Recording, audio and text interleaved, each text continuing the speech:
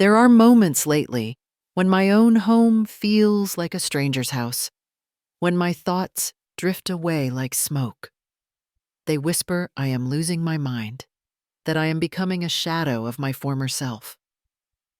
My daughter-in-law, Lisa, says it with such concern in her voice, such practiced sorrow.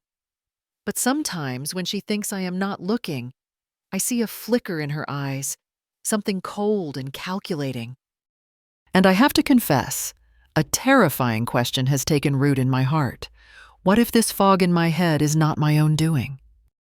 I was standing in my kitchen just this morning, the sunlight streaming through the window over the sink, the one Arthur, my late husband, always said was his favorite spot to watch the birds. The light caught the dust motes dancing in the air, making them look like tiny, glittering stars. But I could not for the life of me remember why I had walked in there. My mind was a complete blank, a soft, fuzzy void where a thought should have been.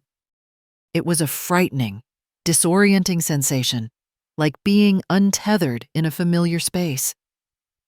I looked at the small amber prescription bottle on the counter, the one supposedly holding my daily multivitamins. Lisa had taken over refilling my pill organizer a few months back, saying it was too much for me to keep track of. It used to be a symbol of looking after myself, of health. Now, that little bottle felt like a tiny, sealed threat, ominous in its ordinariness. If you are listening to this story, thank you so much for being here. Let us know where you are joining us from in the world, and do not forget to subscribe to become part of our growing community. My name is Carol Henderson, and I am 68 years old. This house, the one that sometimes feels like a maze these days, has been my home for over 40 years. Arthur and I bought it when David, our son, was just a toddler. Every corner holds a memory. The scratch on the wooden floor in the hallway is where David crashed his little red tricycle. The faded wallpaper in the dining room, with its pattern of tiny roses, was my choice, one Arthur teased me about for years, but secretly loved. I tend my small garden out back, mostly roses now, Arthur's favorites. I read. I try to keep my mind active. I have always prided myself on my independence, especially since Arthur passed 5 years ago. It has not been easy. The silence in the house can be deafening at times. My greatest desire, the one I hold close to my heart, is simple: to live out my remaining years peacefully, right here, in this house, surrounded by my memories, maintaining my dignity. My deepest fear? Becoming a burden, losing my autonomy, being seen as someone who cannot manage her own life. David visits every week, usually on a Sunday, and he always brings Lisa. David is a good son, I believe, at heart. He is in his early 40s now, with a kind smile that reminds me so much of Arthur. But he is suggestible, easily swayed, especially by Lisa. She is in her mid-30s, pretty in a sharp sort of way, all polished nails and bright, watchful eyes. She fusses over me constantly, her concern feeling like a too-tight blanket on a warm day. Suffocating. Insincere. Carol, dear, are you sure you should be climbing that little step stool? Let me get that for you. Or, oh, Mom, you told me that story yesterday, remember? Always delivered with a gentle, pitying smile that makes me feel about 10 years old and utterly foolish. She has a way of making these little comments, planting seeds of doubt not just in my mind, but in David's, and anyone else who will listen. The real trouble, the kind that settles like a cold stone in your stomach, started a few months ago. I had an important doctor's appointment, a routine checkup with Dr. Ramirez, my physician for nearly 20 years. I was actually looking forward to it, a chance to discuss some of the fatigue I had been feeling. That morning, Lisa had been particularly attentive, bustling about the kitchen while I had my breakfast. She had sorted my morning vitamins into my little plastic organizer, as she often did now. "Here you go, Mom. she had said, her voice sweet as honey. "These will keep you strong." I took them with my orange juice, not thinking anything of it. About an hour later, an overwhelming wave of drowsiness washed over me. It was not just tiredness. It was like being pulled under by a heavy tide.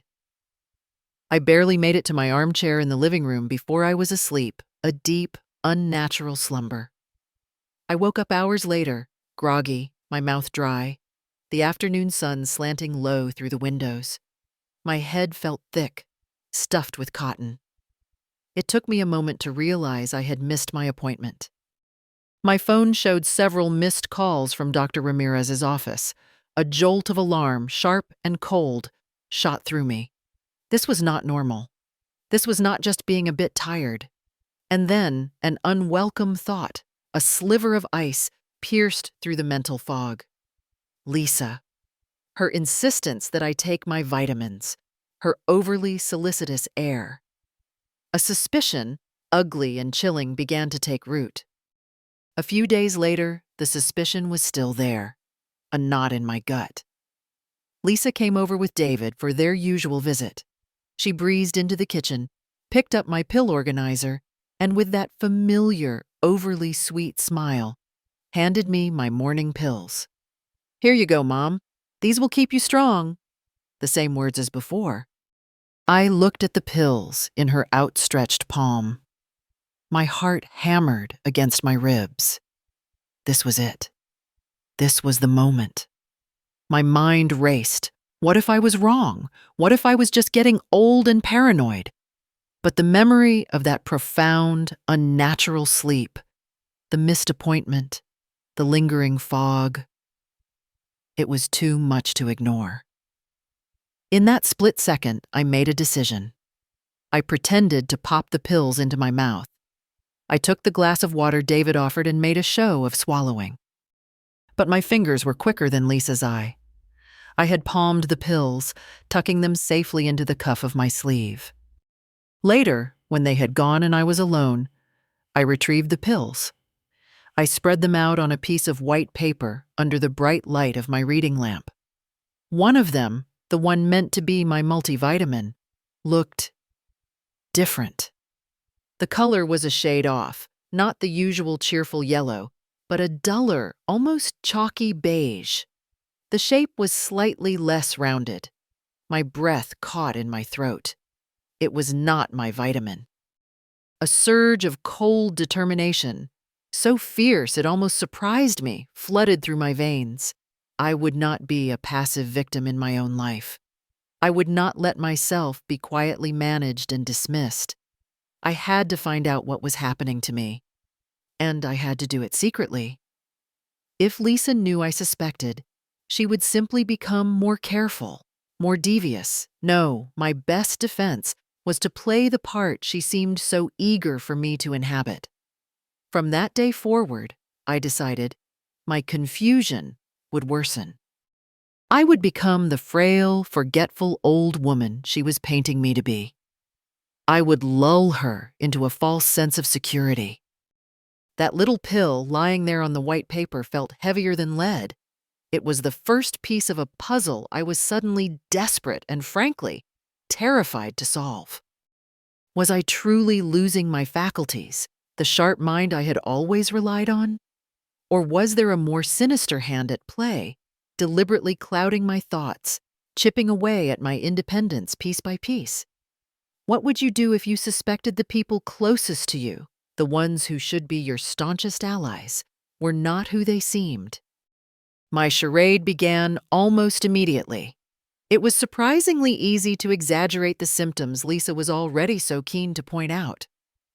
I started misplacing my reading glasses more often, sometimes finding them in the refrigerator, much to Lisa's feigned alarm and David's genuine concern. I would ask the same question 2 or 3 times in a single conversation, pretending to have forgotten the answer. I would trail off mid-sentence, a look of vacant confusion on my face. It was an emotionally draining performance, especially with David. Each time I saw the worry and sadness in his eyes, a pang of guilt shot through me. but I reminded myself of that different colored pill, of the unnatural, heavy sleep. I had to know the truth. Lisa, of course, lapped it up. Her concern deepened, becoming almost a performance art. "Oh, David, darling, your mother just asked me that 5 minutes ago. Her memory is getting so poor," she would say, her voice dripping with false sympathy, usually when she thought I was out of earshot, but conveniently loud enough for me to overhear if I was nearby. She began to share her worries with our neighbors. Old Mr. Peterson from across the street, a kind but somewhat gullible man, told me one afternoon, with a worried frown, "Lisa tells me you are having a bit of a rough time, Carol. Says you are not quite yourself. Anything I can do, dear?" I just smiled weakly and thanked him, the charade solidifying around me. The hardest part was pretending not to notice Lisa's small, triumphant smiles when she thought I was not looking, the subtle way she would guide David's opinions. "We need to be realistic, David. Mom cannot go on like this. It is not safe for her." My first crucial step was to see Dr. Ramirez. I could not trust Lisa or David to know about it.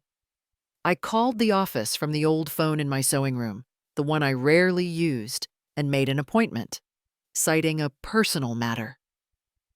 Dr. Ramirez has been my physician for 2 decades. She knew Arthur, she knew me before the fog had started to descend. I trusted her discretion. Sitting in her familiar, calm office, I found myself struggling to articulate my fears. It sounded so outlandish, even to my own ears. "Doctor," I began, my voice trembling slightly, I think someone might be giving me something. Something that is making me confused."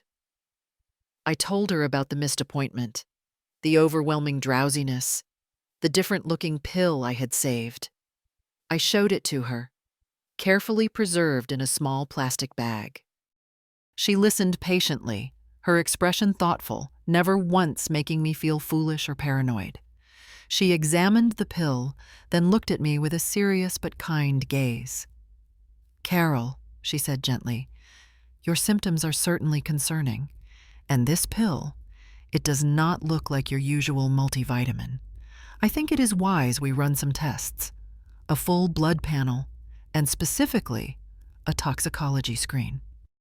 The wait for the results was agonizing. I continued my act at home, the strain of it wearing me down, but the thought of validation, of proof, kept me going. A week later, Dr. Ramirez called me herself. "Carol, can you come into the office this afternoon? I have your results." Her tone was enough to tell me something was significant. When I sat before her again, she did not mince words. "Carol, the toxicology screen came back positive for a significant level of zolpidem. It is a sedative hypnotic, commonly prescribed as a sleeping pill." She explained that it would cause exactly the symptoms I had described: profound drowsiness, confusion, memory lapses, even a feeling of detachment. If taken regularly, especially by someone not accustomed to it, it could certainly mimic the signs of cognitive decline. A wave of emotions washed over me, a sickening lurch of fear, a hot surge of anger, and a strange, cold clarity. So I was not losing my mind. I was being systematically drugged. The why was not hard to figure out. My house, my assets. Lisa wanted me declared incompetent. She wanted to take control. Dr. Ramirez looked at me with deep concern. "Carol, this is a very serious matter. You need to be extremely careful. Do you have any idea who might—" I met her gaze. "Yes, doctor," I said, my voice surprisingly steady. "I believe I do." The anger was a clean, burning fire now, chasing away the last vestiges of the fog.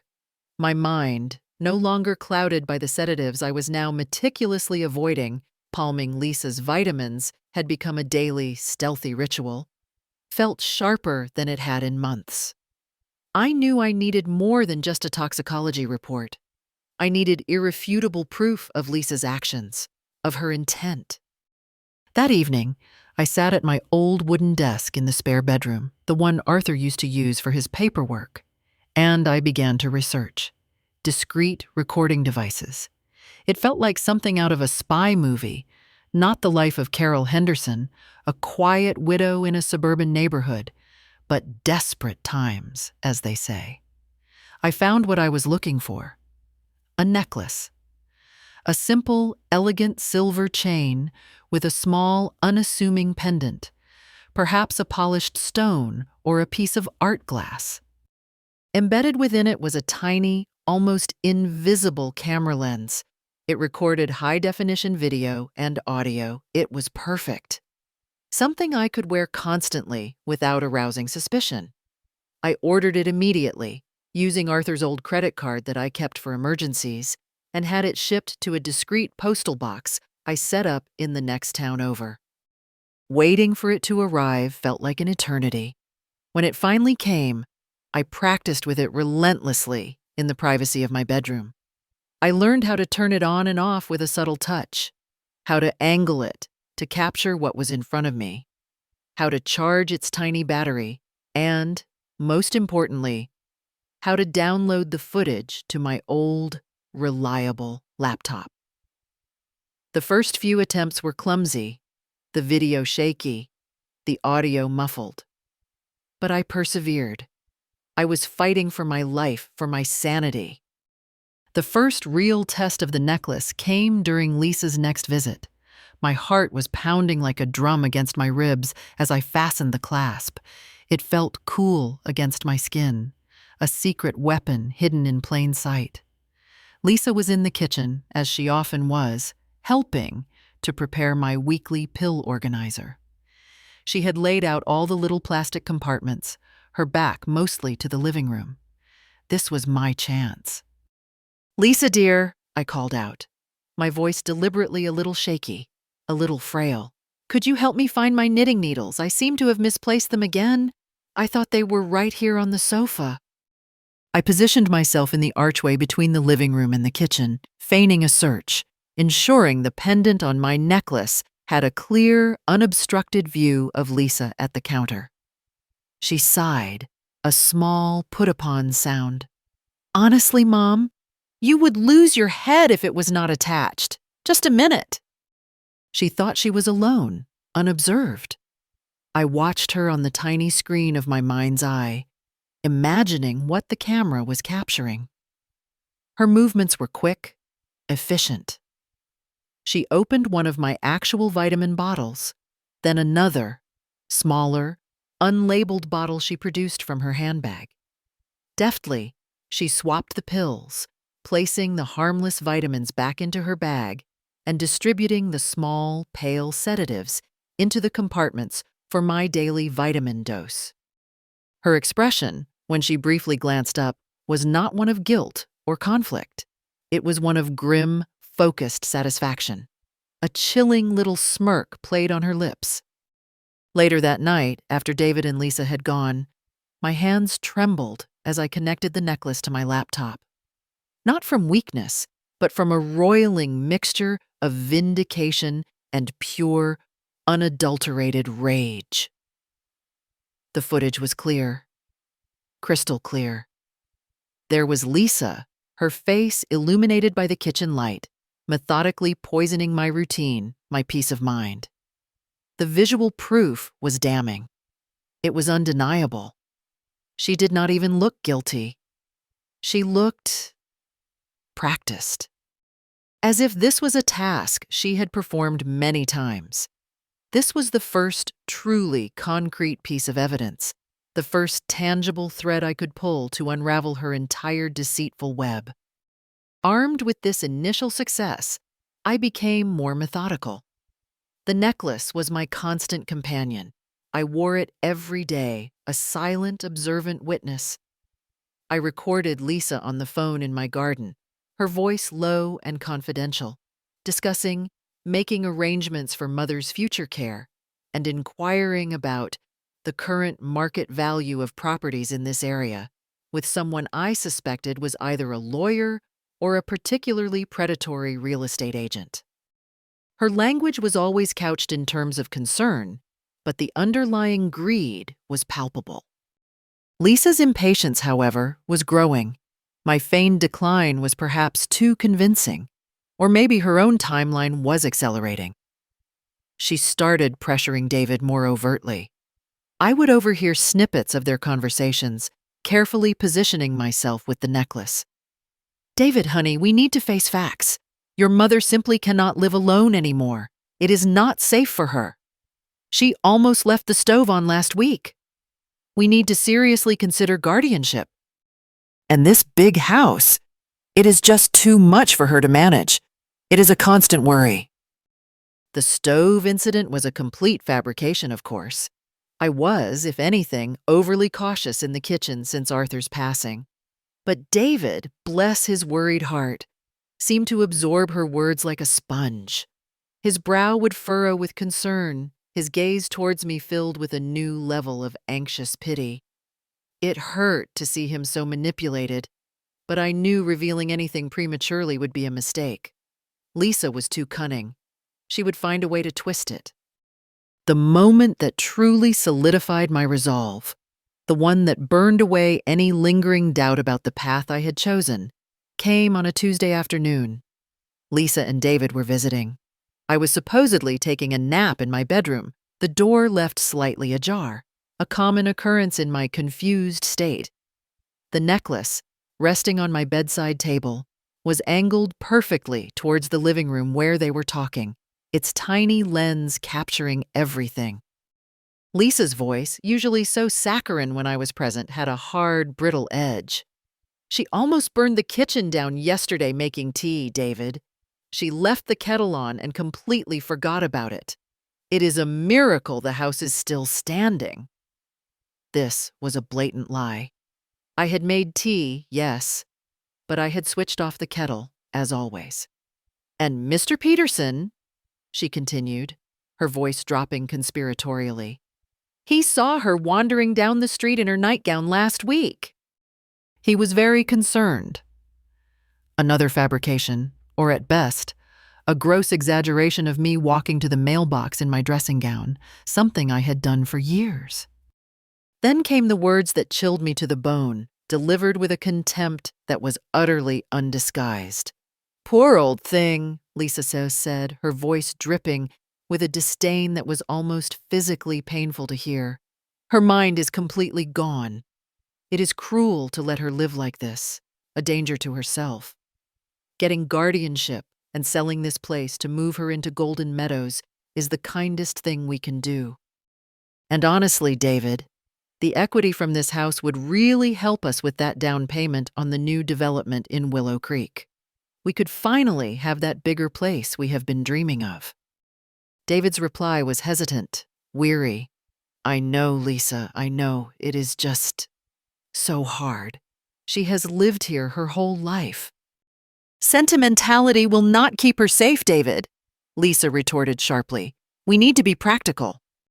Hearing those words, particularly the cold, calculating way Lisa spoke of me as an obstacle, a means to an end, and the casual, almost dismissive mention of using my house equity for their own dreams, ignited a firestorm within me.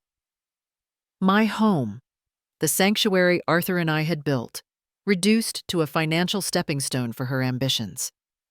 There was no room for doubt about Lisa's motives now, or about David's tragic susceptibility to her manipulation. I knew then, with absolute certainty, that I could not just confront David with this footage. Lisa was too skilled at twisting words, at playing the victim. She would deny it, accuse me of fabricating it, or worse, use it as further proof of my instability. No, I needed a bigger stage, a more public reckoning.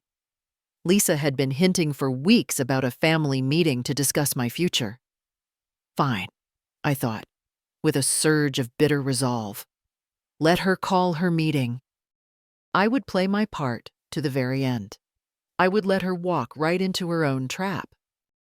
The consequences of that overheard conversation, of Lisa's intensified campaign, were not long in coming. David, now more thoroughly convinced by Lisa's constant stream of lies and his own manufactured worry, approached me a few days later. He sat beside me on the sofa, his face etched with a deep, painful sadness. "Mom," he began gently, taking my hand. His felt warm, but his grip was hesitant. "Lisa and we need to have a serious talk with you. About your future. About getting you more help." I forced myself to look confused, distressed. "Help, David? What kind of help? I am perfectly fine here." It pained me deeply to see the conflict in his eyes, the genuine love warring with the poison Lisa had dripped into his ear. But I held firm to my role. I knew it was necessary. Lisa, seizing the momentum, formally scheduled the family meeting for the following week. "Just us, Mom," she said, her voice cloyingly sweet. "David and me. So we can all sit down and discuss how we can best support you through this difficult time." The condescension was almost unbearable. She also informed me with an air of grave importance that she had spoken to a lawyer just to understand the options for my care and finances. "To protect you, Mom, of course," she added, with a smile that did not reach her eyes. The implication of impending legal action, of a push for guardianship, hung heavy and unspoken in the air. I felt the walls closing in, but the necklace, my silent, steadfast ally, was always there, recording, observing. One afternoon, I captured her on the phone in hushed tones, presumably with this lawyer she had consulted. "Yes," Lisa was saying, "the son is on board mostly. He just needs a little more convincing that it is all for her own good. The doctor's note about her general frailty and cognitive lapses will help, I am sure." She must have procured some vague, misleading statement from a doctor unfamiliar with my true baseline, based entirely on the symptoms I had been so carefully feigning under her watchful eye. Another piece of the puzzle fell into place, another layer of her deception revealed during one of Lisa's solo visits. She often came by midweek, ostensibly to check in on me or bring me groceries I had not asked for. On this particular day, I pretended to have dozed off on the sofa in the sunroom, the television murmuring softly. My book had slipped from my lap. The necklace, with its tiny, vigilant eye, was perfectly angled towards where she sat at my small writing desk, using my telephone. I feigned a soft snore. Lisa picked up the receiver and dialed.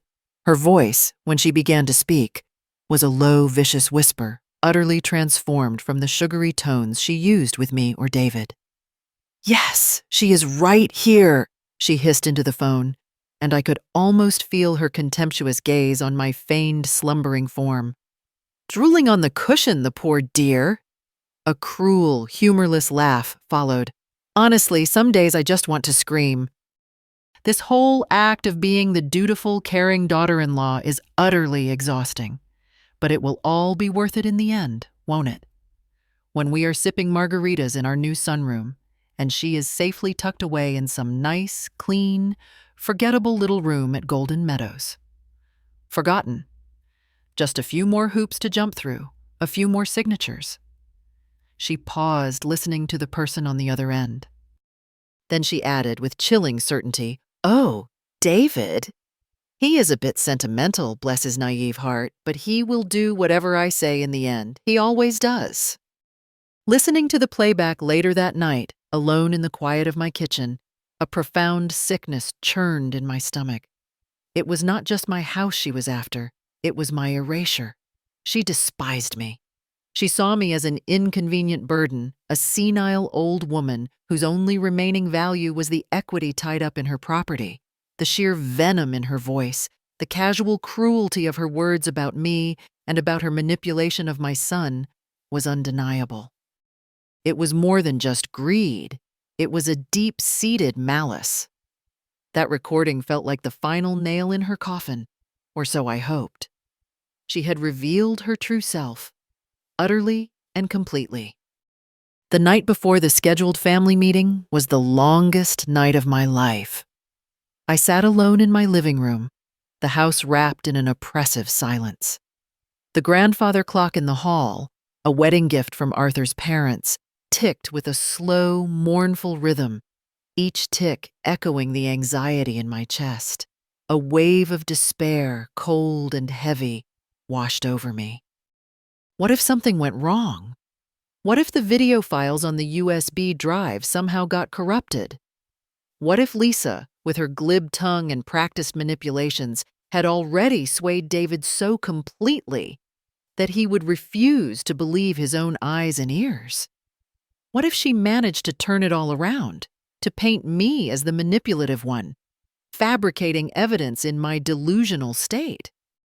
The fear of being legally declared incompetent, of being dragged away from my home, the home Arthur and I had filled with love and laughter, of losing everything despite all my efforts, was immense. It felt like staring into an abyss. I felt utterly, terrifyingly alone. The weight of my secret, the burden of the impending confrontation pressed down on me until I could barely breathe. I closed my eyes and saw Arthur's face, his kind eyes, his reassuring smile. Oh, how I wished he were here. This was my biggest fear realized.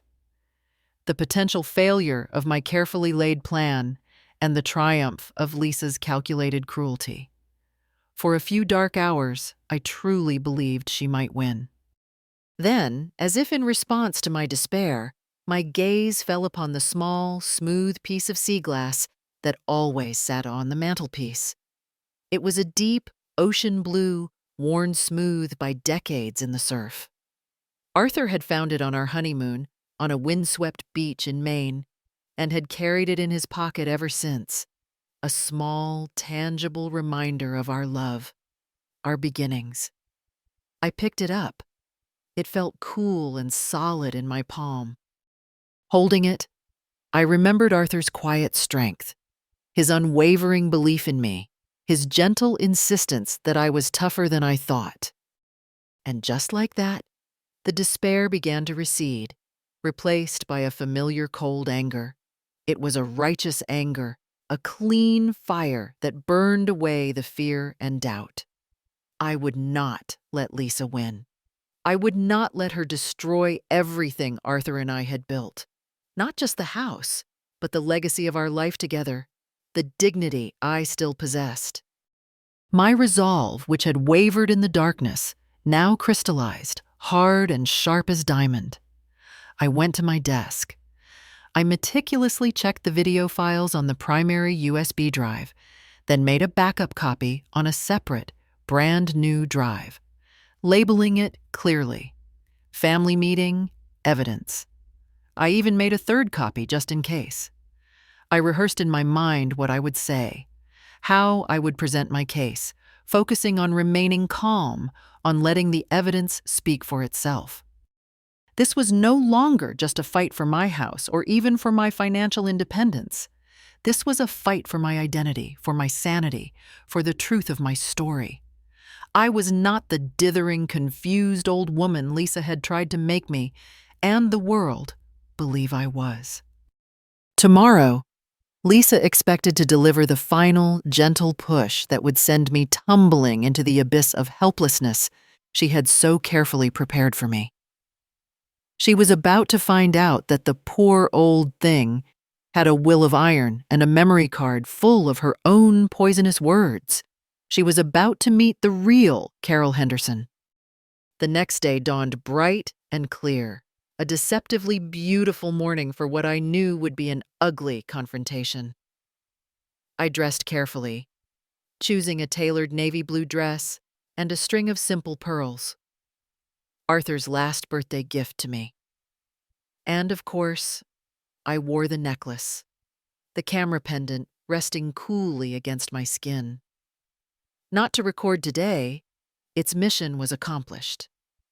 Today, It was a symbol, a reminder of my silent fight, my secret strength.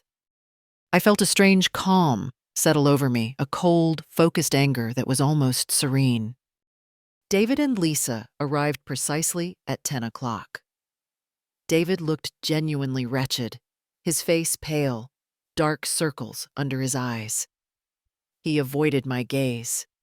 Lisa, by contrast, was a picture of composed, solicitous concern. She wore a soft, fluking cashmere sweater in a pale pink, her expression one of gentle sorrow, though I could see the familiar gleam of anticipated triumph in her eyes. She was an actress worthy of an award. I had to give her that.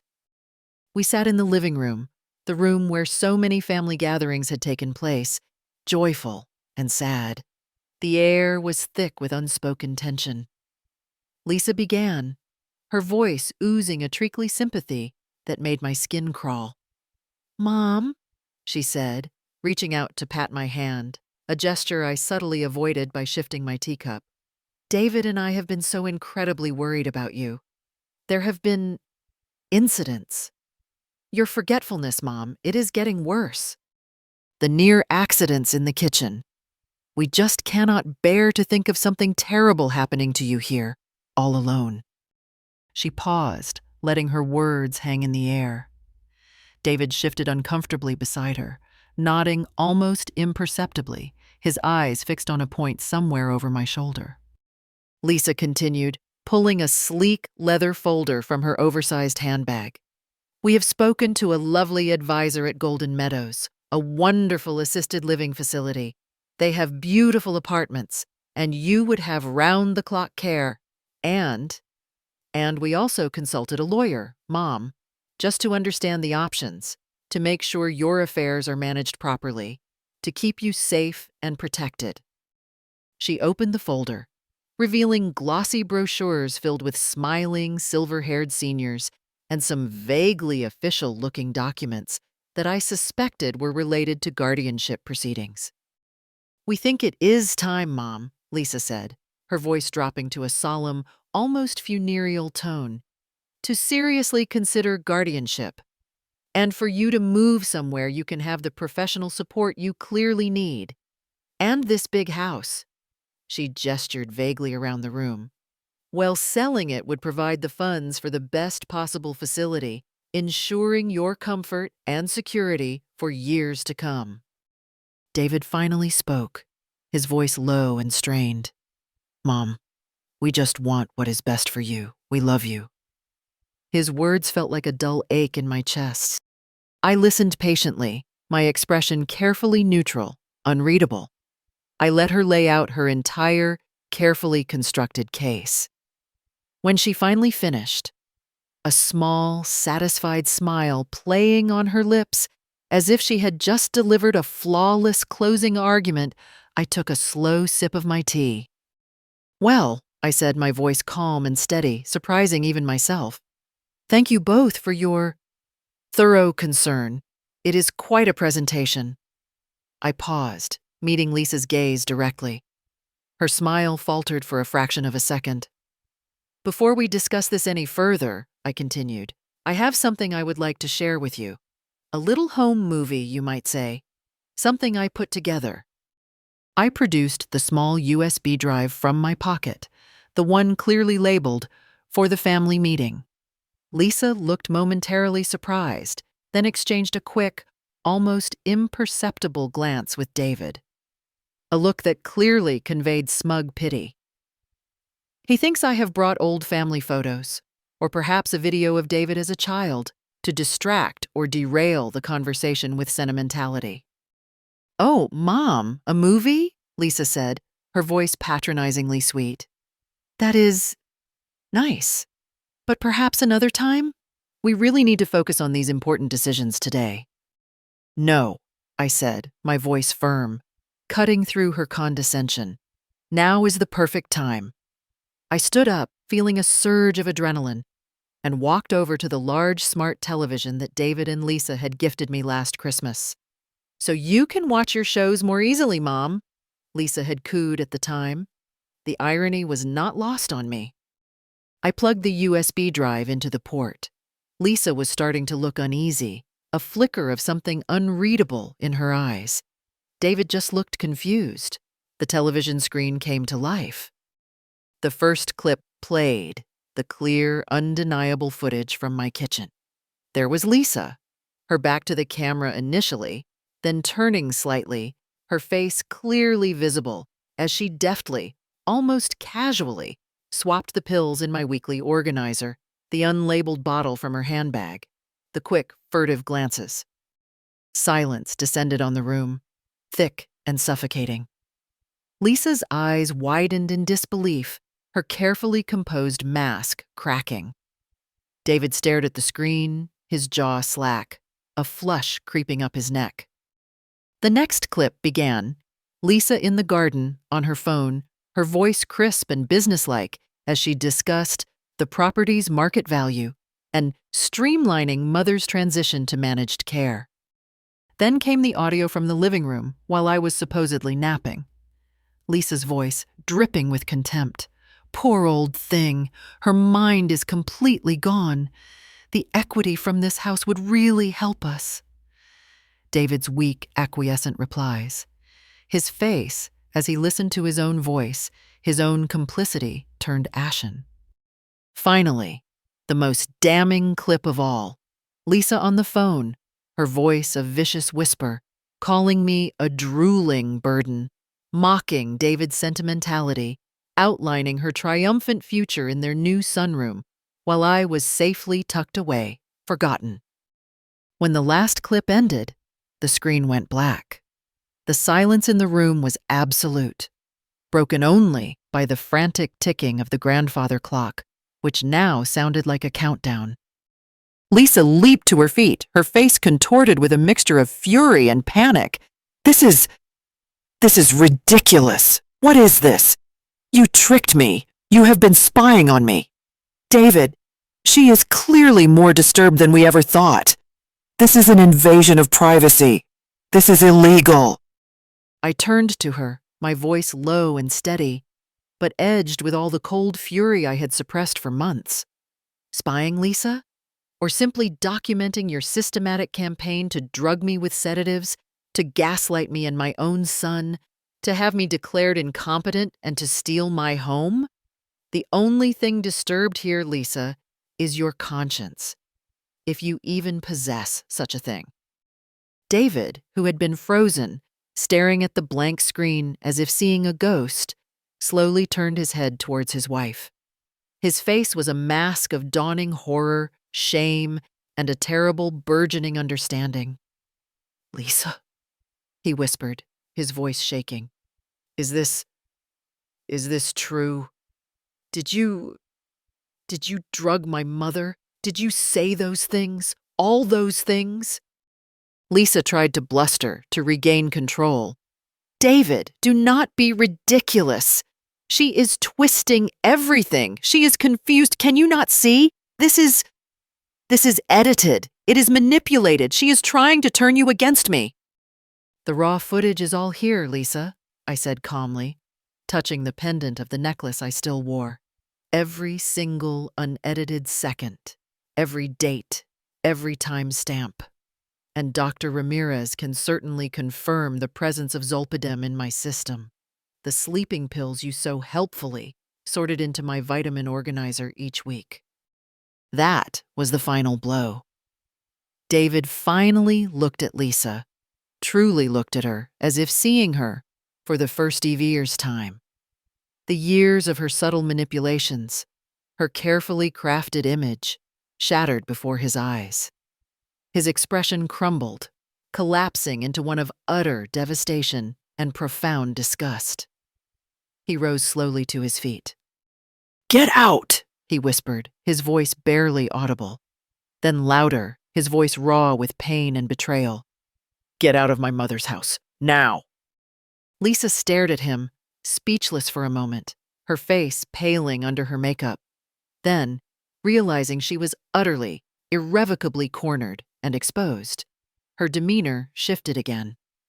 The feigned concern, the blustering indignation, It all fell away, replaced by a raw, ugly fury. She tried tears first, sobbing about how misunderstood she was, how she only ever wanted to help. When that failed to move either of us, she resorted to threats. "You will regret this, Carol, recording me without my consent. I will sue you for everything you have." I remained unmoved, meeting her venomous gaze with a calm I did not entirely feel, but projected nonetheless. "My lawyer will be very happy to discuss that with your lawyer, Lisa," I said evenly, "along with the substantial evidence of elder abuse, illegal administration of prescription medication, and attempted fraud. I wonder who the courts will believe." That seemed to take the last of the fight out of her. Sputtering with a mixture of rage and palpable fear, she snatched her expensive handbag from the chair, her folder of glossy brochures and legal forms forgotten on the coffee table, and stormed out of the house, slamming the front door so hard the windows rattled in their frames. The sound echoed through the sudden, profound silence. David sank heavily into an armchair, burying his face in his hands.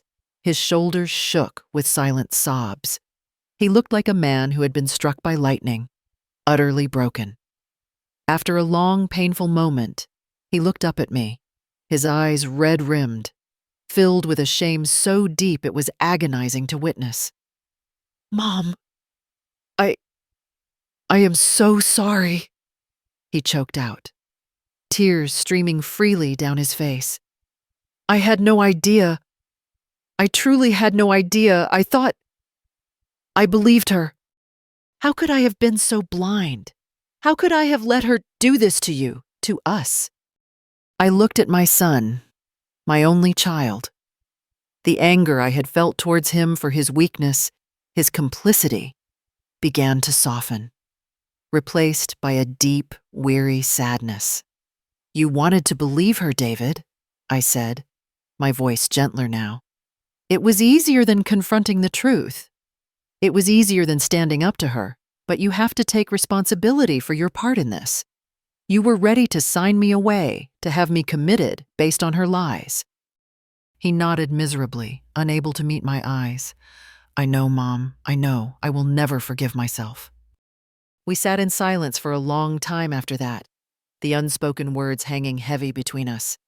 Eventually, I told him I needed space, a lot of space. Time to process everything, time to heal from the betrayal, not just Lisa's, but his too, in a way. He nodded again, his face etched with pain. He understood. He stood up, looking like an old man, and walked to the door. "I love you, Mom," he said, his voice thick with unshed tears, before he quietly let himself out. In the weeks that followed, I did indeed consult my own lawyer, a sharp, compassionate woman recommended by Dr. Ramirez. We presented the evidence to the authorities. Lisa, I was told, would be facing serious legal consequences, charges of elder abuse, illegal administration of medication, and potential fraud. The details were messy, but the outcome for her looked bleak. I did not rejoice in her downfall, but I felt a grim sense of justice served. David, true to his word, gave me space. He started therapy, or so he told me in a brief, hesitant phone call. He was deeply ashamed, struggling to come to terms with his own gullibility and the true nature of the woman he had married. He asked, tentatively, if there was any way he could ever make amends. I told him that trust, once so profoundly broken, was not easily rebuilt.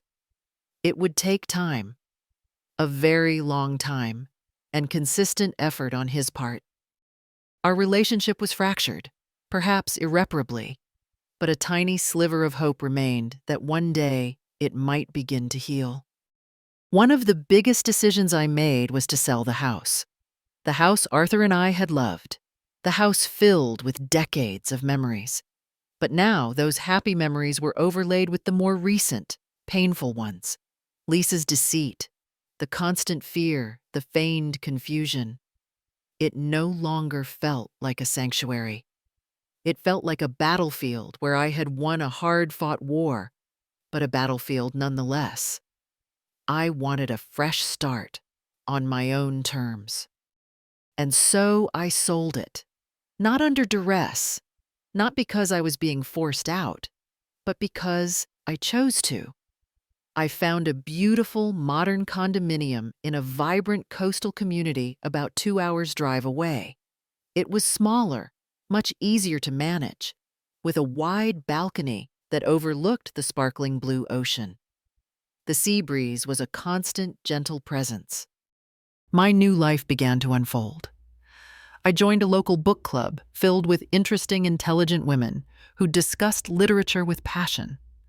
I started a gentle yoga class, feeling my body grow stronger and more flexible.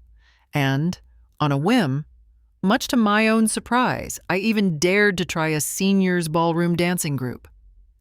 My first few attempts were clumsy, but soon I was laughing along with my new dance partners, feeling a lightness I had not experienced in years.